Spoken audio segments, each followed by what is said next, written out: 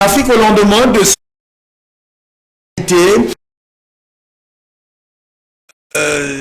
le grand poids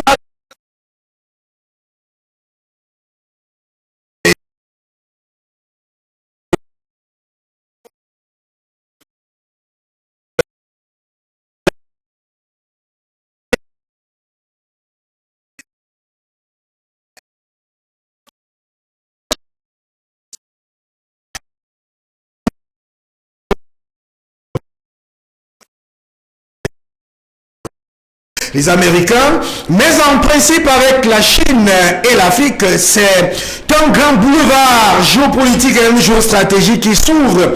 Et on va là à Bruxelles justement pour examiner avec Luc Michel les grands enjeux donc de ces routes de la soie, mais l'on sait aussi que la situation au Tchad a retenu les attentions de la communauté mondiale, pas la communauté internationale, la communauté mondiale, où pratiquement il y a eu beaucoup de choses qui se sont dites après le temps. Et le calme qui est revenu. Je vais donc à Bruxelles pour prendre en compte avec Luc Michel la situation politique actuelle au Tchad et revenir dans ces grands enjeux mondiaux des routes de la soie au lendemain du congrès du Parti communiste. Luc Michel, bon après-midi, bonsoir et bienvenue. Ce qui se passe au Tchad, malheureusement, ça exprime la grande confusion du panafricanisme. Vous savez que les réseaux de Georges Soros ont lancé ce qu'on appelle les panafricanistes de margarine. Nous sommes des panafricanistes pur beurre.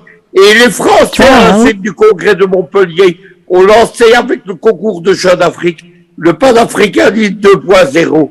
Ce sont ces gens qui s'expriment maintenant sur le Tchad, qui prétendent qu'ils défendent le panafricanisme et qui accusent Djamena. Qu'est-ce qui se passe au Tchad? Du vivant du maréchal Idriss Déby, mon ami, on avait entamé à l'occasion de la présidentielle une révolution de couleur. Le représentant du State Department américain, c'est le jeune Success Masra avec ses transformateurs. Ces gens-là se présentent comme des panafricanistes, mais ils défendent en fait l'agenda de Washington et de Paris. Quel est l'objectif de cette révolution de couleur? C'est s'emparer du Tchad, s'emparer du pétrole et du gaz tchadien. Et il y a eu une conférence au début de l'année à Washington avec des ONG occidentales et des ONG tchadiennes. Le but, c'est fédéraliser le Tchad et puis scinder le Tchad en 3 parties. C'est donc la disparition de l'État tchadien. Ce sont ces gens qui sont en route. On met l'accent sur la 50aine de morts dans les émeutes, mais on évite de parler de la dizaine de soldats qui ont été assassinés à l'arme blanche. Ce qui est en train d'être mis en route, c'est le scénario des révolutions de couleur. C'est-à-dire qu'on utilise, on manipule des foules en détresse et on pousse celles-ci à affronter leur État. Mais la fin de tout ceci, c'est un destin à la libyenne pour le Tchad. Si les soi-disant panafricanistes qu'on entend sur les plateaux veulent que leur pays devienne comme la Libye, qui connaissent le chaos, l'anarchie et la fragmentation, ils doivent évidemment continuer. J'ai été un des rares à défendre Djamena au cours des précédents jours sur des plateaux de télévision, mais moi je le fais depuis 2 ans. Alors Luc Michel, ça c'est bien, vous êtes en train de dire là que le Tchad est en passe de pouvoir être cloisonné, divisé en deux. C'est d'ailleurs un projet dans les agendas de la CIA, je le dis avec autorité, et même du FBI et donc des services de renseignement américains. Depuis Boko Haram, cela devait se faire avec le Nigeria. Alors, qu'est-ce qu'il faut comprendre dans les enjeux actuels, dans les urgences, parce que là, c'est l'Afrique centrale qui est concernée? L'évolution de l'Afrique. Tout d'abord, il y a une donnée géopolitique. Quand la Jamaïria de Kadhafi est détruite, c'était l'état pivot de l'Afrique centrale et de l'Afrique du Nord. C'est le Tchad d'Idriss Déby qui prend sa place. La géopolitique a horreur du vide et le rôle géopolitique de la Libye, il est désormais assumé par le Tchad. La force du Tchad, ce n'est pas la richesse comme Kadhafi, c'est son armée. La mort du maréchal Idriss Déby Itno, on a envoyé à la mort les Français. Évidemment, il met un terme à ce rôle géopolitique du Tchad. Depuis, le Tchad, c'est un État qui connaît la présence sur ce sol de groupes rebelles manipulés par Paris, de groupuscules politiques manipulés par le State Department, et une direction militaire qui semble perdre pied autour d'elle. Toutes les discussions qui sont tenues à Doha, le nouveau gouvernement tchadien, qui en fait est aux mains de l'opposant Kenzabo et pas aux mains du MPS, cela évidemment, ça fragilise le Tchad. La deuxième chose, c'est évidemment la volonté du Tchad, exprimée sous Idriss Déby Itno, de reprendre le contrôle de son pétrole et de son gaz. On se rappelle le conflit entre le Tchad et la multinationale américaine ExxonMobil, qui s'est aggravé lorsque son président Rex Tillerson est devenu le ministre des Affaires étrangères de Donald Trump. Enfin, la troisième chose, c'est le rapprochement de N'Djamena avec le Tchad, avec la Russie. Pour le moment, les manifestants prétendent défendre la Russie, alors qu'en réalité, ils visent à reprendre le contrôle du Tchad par les Français. Le premier rapprochement, il est économique. Il y a eu en juillet 2019, du vivant d'Idriss Déby Itno, le sommet économique N'Djamena-Russie.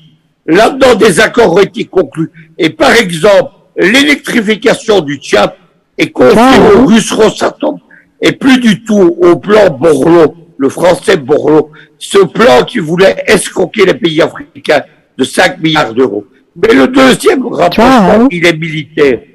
Il y a eu le jour même où le Mali concluait à Moscou en juillet dernier des accords militaires, le ministère de la Défense tchadien était présent.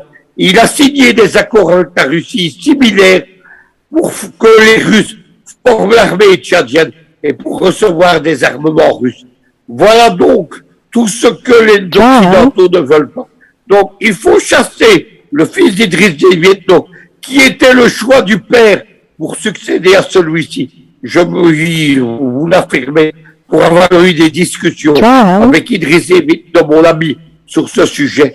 Mais ils veulent surtout, évidemment, reprendre le contrôle du pétrole et du gaz, et ils veulent empêcher le rapprochement avec la Russie. Alors faisons un parallèle avant d'aller voir les enjeux du Congrès, en fait, les enjeux des grandes routes de la soie qui se sont encore invités sur la table du Congrès du Parti communiste. Allons voir Ibrahim Traoré au Burkina Faso qui a prêté serment. Alors Luc Michel, de ce côté-là, est-ce que un autre vent secoue ou alors que désormais la France est en difficulté là-bas parce que en principe le coup d'État a été un coup d'État qualifié par la France comme un coup d'État accompagné par la Russie. Aujourd'hui, quels sont les lendemains de la situation du Burkina Faso?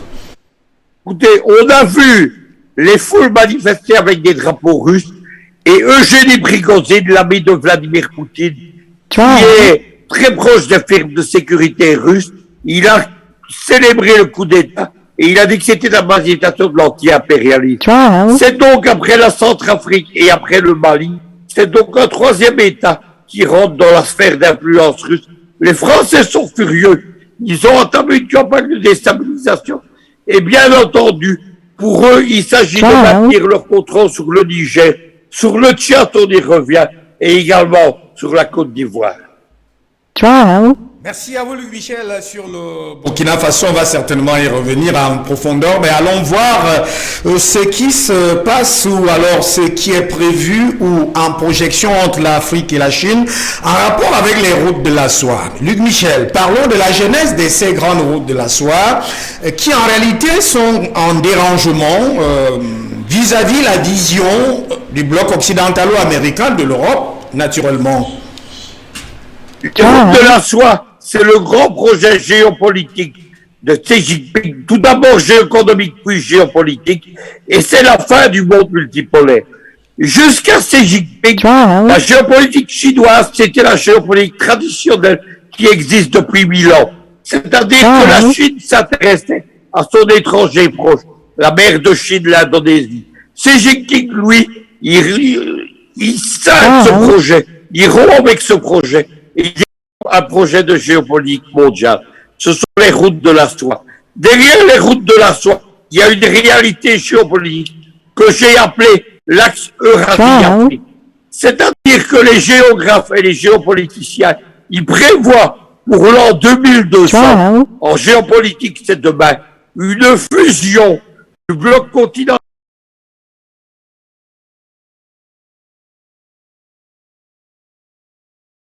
par Xi Jinping. Elle vise de Moscou et de Téhéran, et elle vise à arracher l'Union européenne des mains des Américains. En Afrique, elle vise à arracher l'Afrique des mains des Occidentaux. Les routes de la soie, elles passent d'Arrêt Salam. Et il y a Malabo, qui est le poisson pilote, qui a vu le triomphe de Xi Jinping, puisqu'il va faire un troisième mandat, qui ouvre la voie à une présidence à vie, qui doit être concrétisée par trois choses: réaffirmer l'évidence du modèle chinois sur l'Amérique, c'est un modèle non libéral, la prééminence évidemment de la ligne anti-occidentale et anti-américaine, enfin la continuation justement de ces routes de la soie. Actuellement, il y a une grande campagne qui est menée par les Français et les Américains. On essaye de déstabiliser les routes de la soie. On dit que la Chine est en recul et on dit qu'elle vise surtout à endetter l'Afrique. Tout cela est faux.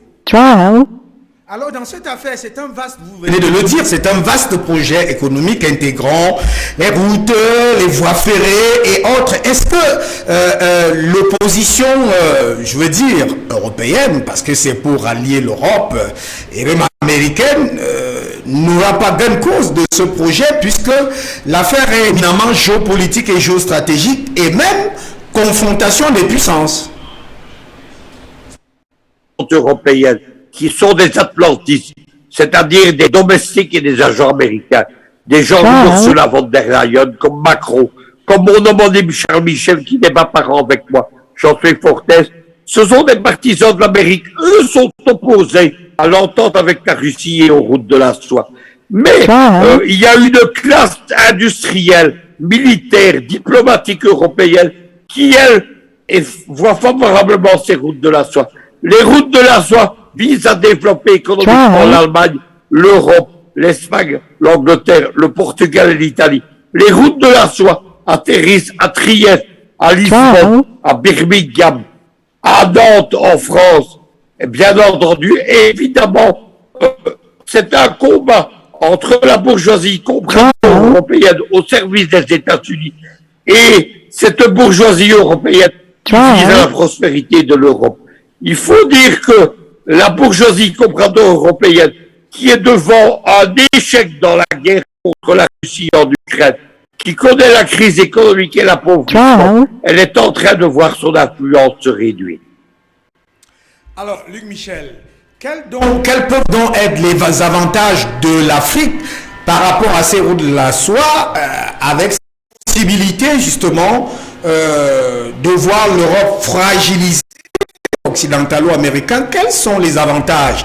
Est-ce qu'on peut faire l'économie des avantages en projection avec la volonté actuelle des peuples africains d'aller vers la souveraineté totale et l'autonomie plénière? Les routes de la soie, elles s'appuient sur des projets géopolitiques existants. Dans la grande Europe de l'isthme de Vladivostok, c'est le néo-eurasisme de Poutine et Lavrov, c'est-à-dire que la Chine soutient l'unification eurasiatique du continent en expulsant les Américains d'Europe. Mais en Afrique, évidemment, la Chine soutient le panafricanisme. Elle soutient un État africain dégagé du néocolonialisme américain et européen. Et en particulier, l'État principal pour la Chine actuelle, c'est du néo-panafricanisme. C'est la Guinée équatoriale d'Obiang-Nema Basogo qui soutient Moscou, Pékin et Téhéran depuis maintenant 7 ans. Ça a été les poissons pilotes de cette unification dans le domaine du pétrole, dans le domaine du gaz, où l'État leader dans le domaine du gaz mondial, c'est la Guinée équatoriale, et enfin dans le domaine militaire. Xi Jinping, lui, il assure l'économie. Il y a un partage du pouvoir. C'est-à-dire que la Russie s'occupe de la sécurité et de l'aspect militaire. Elle contient l'OTAN en Europe centrale et en Ukraine. Et elle contient l'OTAN dans les pays africains. L'Iran, il développe la guerre hybride avec les acteurs non étatiques. Et la Chine, elle développe le volet économique. C'est donc un partage des tâches complémentaires. Le premier dans le chef d'État qui a félicité Xi Jinping pour son 3e mandat, ça a été immédiatement Vladimir Poutine, aujourd'hui matin. Oui, justement, puisque le congrès, le 20e, il faut dire que c'est le 20e, le dernier c'était le 19e, celui-ci qui s'est achevé hier, c'est-à-dire le tout dernier, c'est le 20e, alors il y a eu une pendant une semaine, et on va quand même revenir sur le thème. Est-ce qu'il prend fait écho des options actuelles, c'est-à-dire 3e mandat, ouvrant vers un 4e, mais on a parlé là de oser vous battre pour la victoire, Xi Jinping. On constate qu'aujourd'hui, il y a 2 blocs. C'est Joe Biden qui veut ces 2 blocs. Il y a le bloc des démocraties libérales, c'est-à-dire les États-Unis, Israël, l'Australie et le Japon.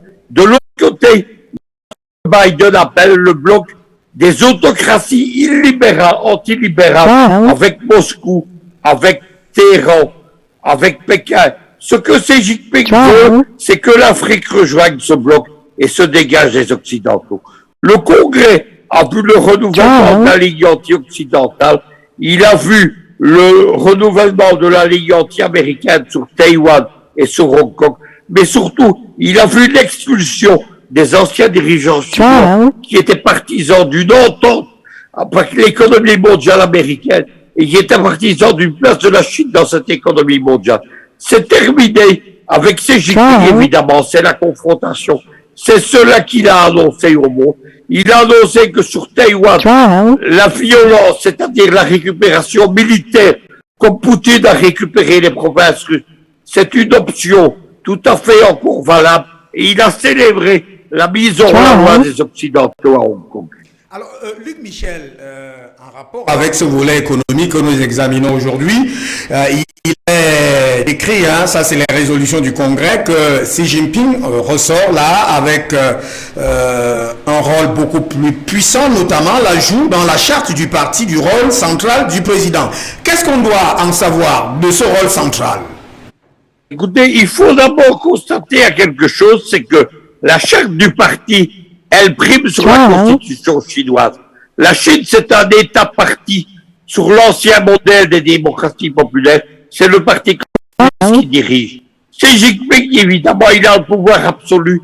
Il a maintenu la ligne anti-occidentale, il a maintenu les routes de la soie et il a écarté les pro-occidentaux.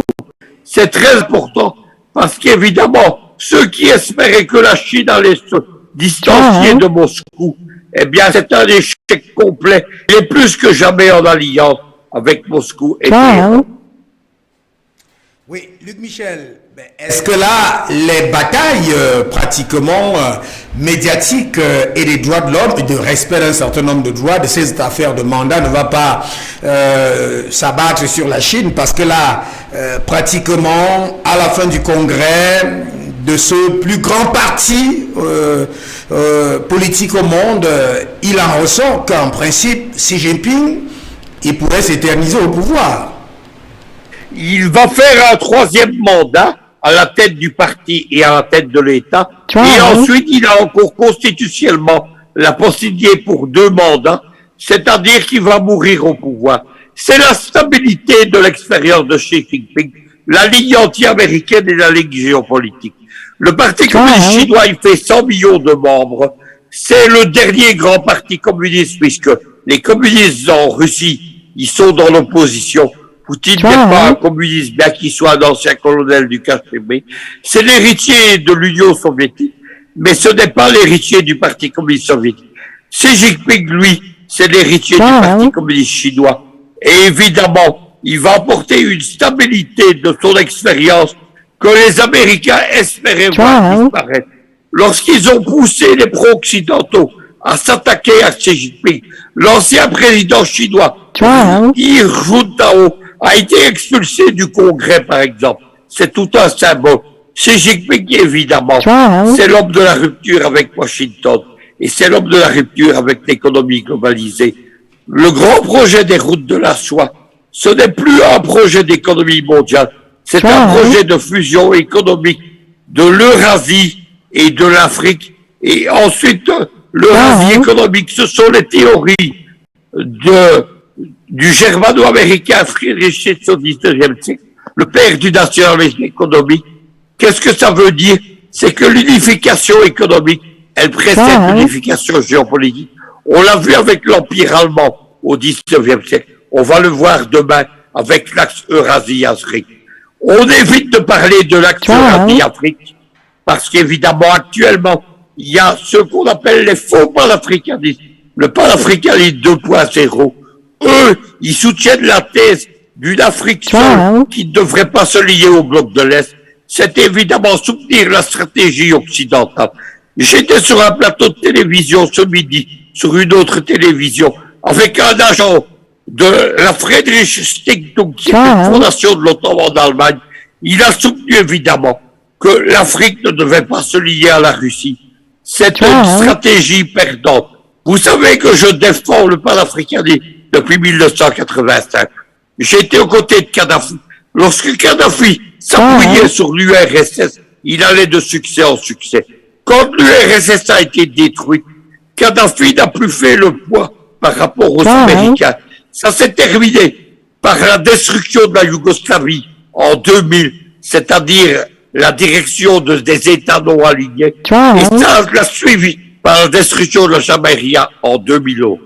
Il n'y a pas d'alternative pour l'Afrique. En 2015, le Sénat français a publié un rapport avec le grand état-major français.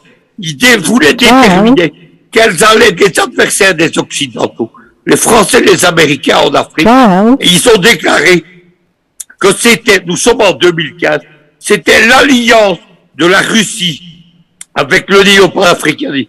C'est cela que les panafricanistes 2.0, le panafricanisme de Marguerite ne veulent pas et viennent nous fracturer, évidemment. Moi, je suis décidé à condamner ces gens. Lorsque je vois des agents de Soros et de l'OTAN parader sur des plateaux de télévision panafricaines, évidemment, je ne peux pas l'accepter. On n'a pas envie de citer la chaîne où vous étiez, là. On peut bien comprendre les intérêts des uns et des autres, mais on va quand même aller en profondeur dans cette affaire du Parti chinois. Parti communiste chinois, c'est-à-dire 205 membres au total, mais 25 sont du comité qui est dit central. Il y a 7 qui président, évidemment.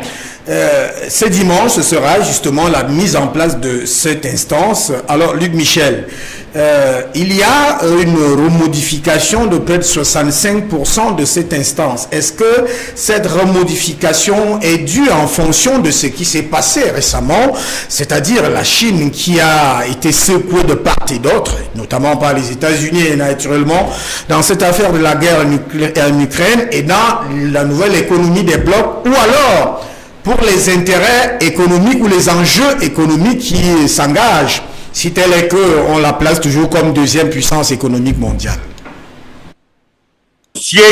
Dans lequel la Chine a tenté d'être fragilisée. Tout d'abord, c'était le Covid. Xi Jinping a rappelé qu'il y avait 5000 morts du Covid grâce à la stratégie chinoise et que les États-Unis ont eu 800 millions de morts. Il n'y a pas photo. La deuxième étape, évidemment, c'était séparer Moscou de Pékin. C'est également un échec. Et la troisième étape, c'était empêcher la continuation, justement, des routes de la soie. Le congrès du Parti communiste chinois, il a vu un renforcement de la ligne Xi Jinping. Tous les membres qui sont âgés, qui appartenaient à l'ancien Parti communiste chinois, ils vont quitter la direction du parti. Et ceux qui étaient les pro-occidentaux, ils sont éliminés du comité central et du bureau politique, qui sont la direction collégiale de la Chine. La Chine, ce n'est pas la dictature d'un seul homme, la dictature de Xi Jinping. C'est une direction collégiale avec le bureau politique et avec, évidemment, le comité central. Et bien entendu, tous les espoirs que les Américains mettaient sur le fait de briser Xi Jinping, ils sont en train de s'échouer. En particulier, l'Amérique essaye maintenant de briser la Chine sur 3 dossiers. Le premier dossier, c'est Taïwan. Maintenant, dans la charte du Parti communiste chinois, qui prime donc sur la Constitution, il est dit que la récupération de Taïwan par l'armée était une option possible. C'est l'échec de la politique américaine. Deuxièmement, sur Hong Kong, il est dit qu'Hong Kong fait partie de la Chine et que dorénavant, on ne tolérera plus les menées pro-occidentales. Troisièmement, il y a la déstabilisation de la Chine sur la question Ouïghour, c'est-à-dire qu'on accuse la Chine.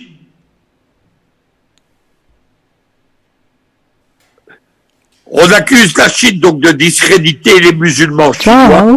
La Chine a répondu que lorsque les États-Unis ou les Européens parlaient des musulmans, ils oubliaient simplement que par millions les États-Unis ont massacré les musulmans en Irak, en Afghanistan, en Syrie, en Libye, au Mali, etc. L'hypocrisie occidentale, elle ne marche plus contre la Russie.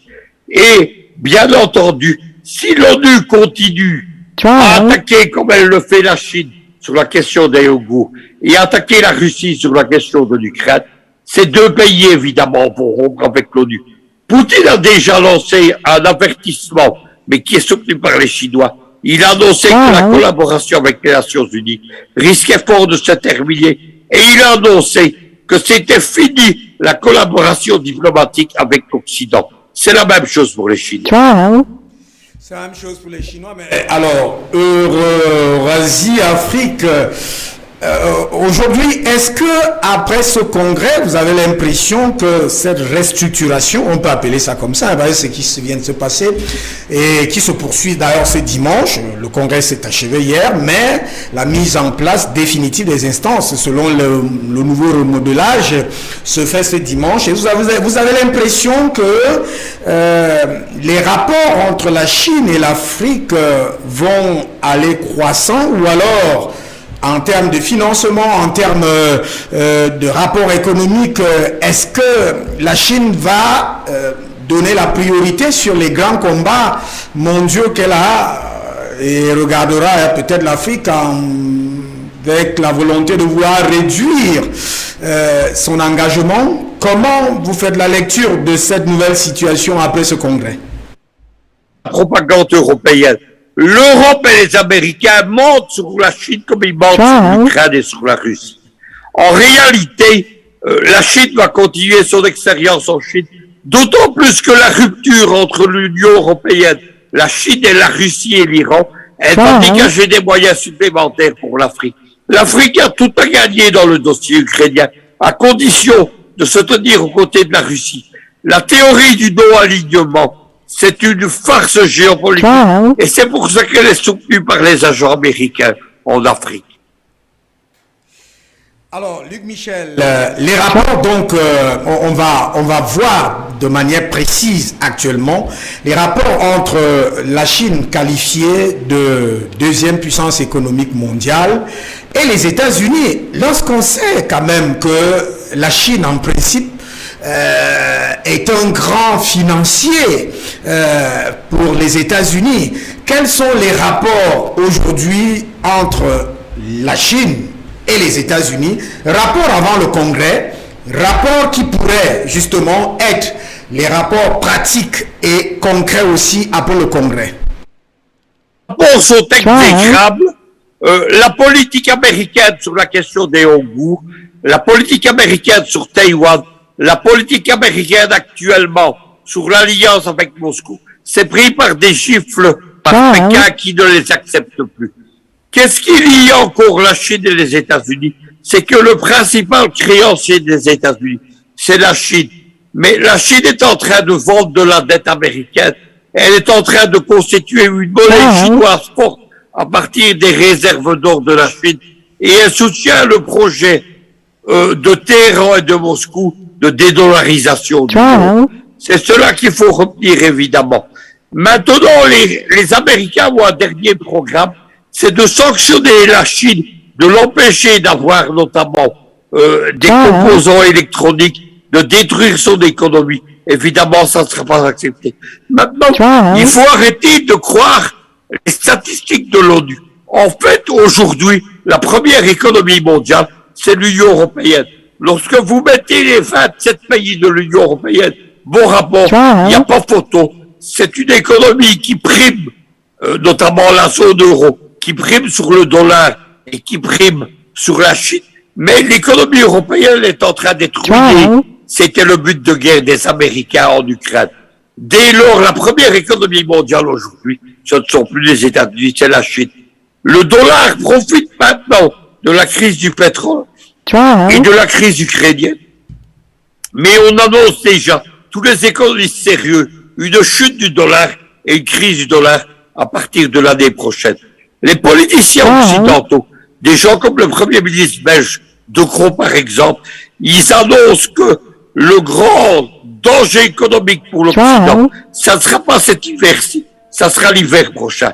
Cet hiver-ci, il y a des réserves de gaz et de pétrole qui ont été faites avec les dernières livraisons russes de gaz et de pétrole. Mais l'année prochaine, il y aura plus ces réserves-là. Et ce sera la grande misère de l'Europe. La misère de l'Europe, elle entraînera évidemment la chute des États-Unis. Il faut comprendre ce qu'est la géopolitique américaine. Qu'est-ce qui fait que l'Amérique est une superpuissance? C'est le contrôle de l'Union européenne, c'est l'OTAN qui sert à assujettir l'Union européenne.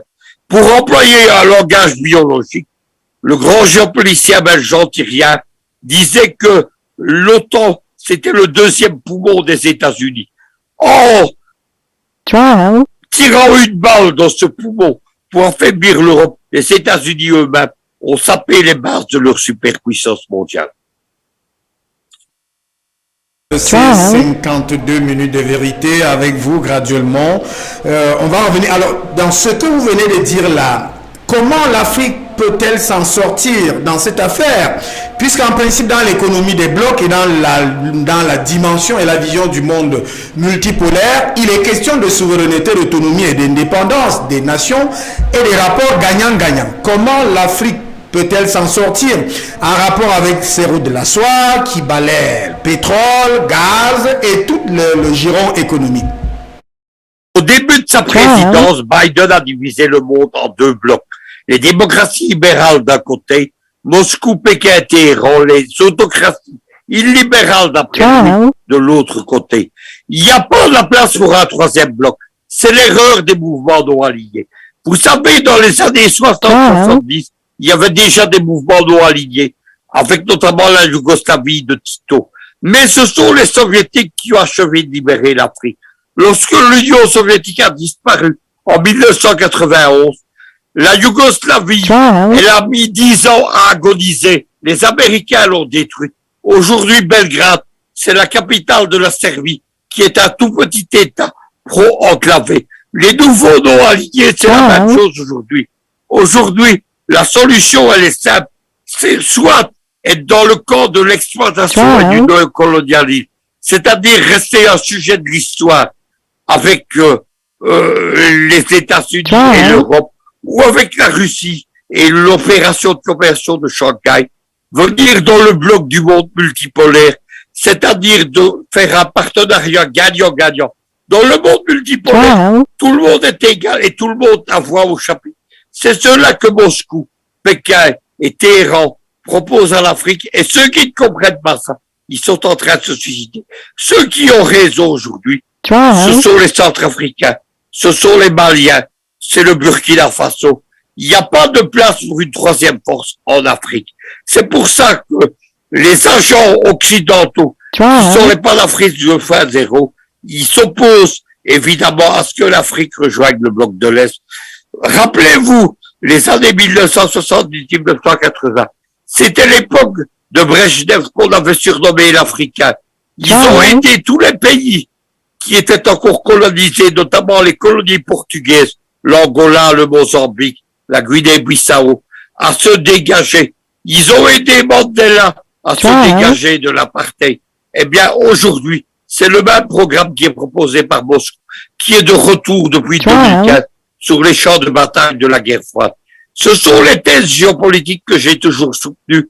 Ce n'est pas pour rien, évidemment, qu'elles sont combattues par mes adversaires. partir de cette édition, vous êtes ferme, vous êtes formel, vous êtes sentencieux, même, je dirais, péremptoire, c'est-à-dire, il n'y a pas de place pour un autre bloc, c'est-à-dire la division de Joe Biden. Est-ce elle s'impose de fait, ou alors l'Afrique ne peut pas tracer elle-même son destin, ou alors son autonomie, son indépendance, au-delà même des blocs, parce que peut-être qu'il y a aujourd'hui une nécessité pour l'Afrique en principe de parler d'elle-même, par exemple au Conseil de sécurité, par exemple sur certaines instances internationales. Lorsqu'on sait, c'est d'ailleurs ce qui irrite le Mali. On a suivi le Premier ministre malien qui dit c'est fini, la France par exemple ne doit pas parler au nom de l'Afrique. Justement, il est allié de Moscou, d'Alger qui est le principal allié de Moscou en Afrique du Nord. Maintenant, il faut quand même retenir quelque chose. Prenons l'exemple de la guerre du gaz avec le Sénégal.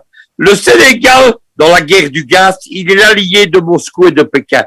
Macky Sall a été reçu comme un ami à Moscou par Vladimir Poutine. Mais à côté de ça, en rejoignant les créations non alliées, il dit qu'il ne prend pas parti dans la guerre de l'Ukraine. Et évidemment, il se tourne du côté de la France.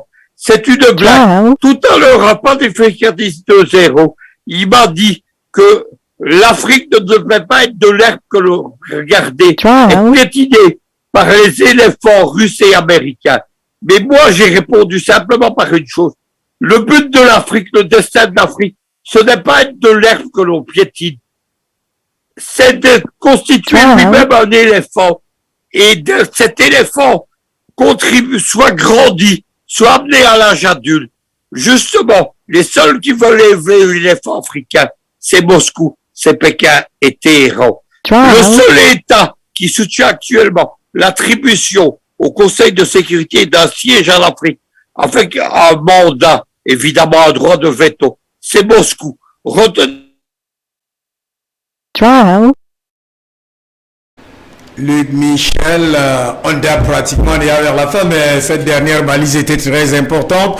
Je crois qu'il y a eu un souci de connexion au niveau de... Est-ce que Luc Michel est avec nous encore là?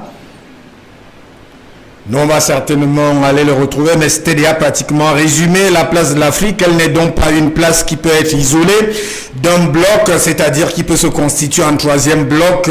Mais il y a, pour les Africains, les panafricanistes, un souci de liberté, d'autonomie, d'autonomisation, d'indépendance, de parler de leur propre voix. Et on comprend quand même qu'au niveau de la Russie, en fait, du bloc Eurasie, ça se comprend de cette manière, c'est-à-dire que le Mali, par exemple, refuse aujourd'hui que la France parle en son nom, et c'est qui est en train de se passer. On va vous dire merci Luc Michel, on va peut-être vous retrouver demain ou en semaine pour notre édition de 52 minutes de vérité. On va prendre la direction pour, je crois, pour Bonn, en Allemagne. Non, on va peut-être d'abord aller prendre une transition. De l'autre côté, me signale-t-on de la régie pour nous positionner, parce que en deuxième détente pour ce dimanche, nous allons examiner pratiquement la contribution des Africains de la diaspora dans l'évolution, le développement sanitaire en Afrique. Ce sera avec nos deux experts que vous connaissez déjà très bien. Il s'agit du docteur Emmanuel Toung, il est entérologue, il est en Allemagne, et du professeur Bruno Eto. Lui, il est à Paris, professeur en sciences du médicament. On va certainement les retrouver tout à l'heure. Et c'est vrai qu'avec le professeur Bruno Eto, il est panafricaniste, et donc avec lui, on va l'accueillir avec cette situation du Tchad pour son commentaire, parce qu'il visite tous ces pays. Madame, monsieur, on se retrouve juste derrière. À tout de suite.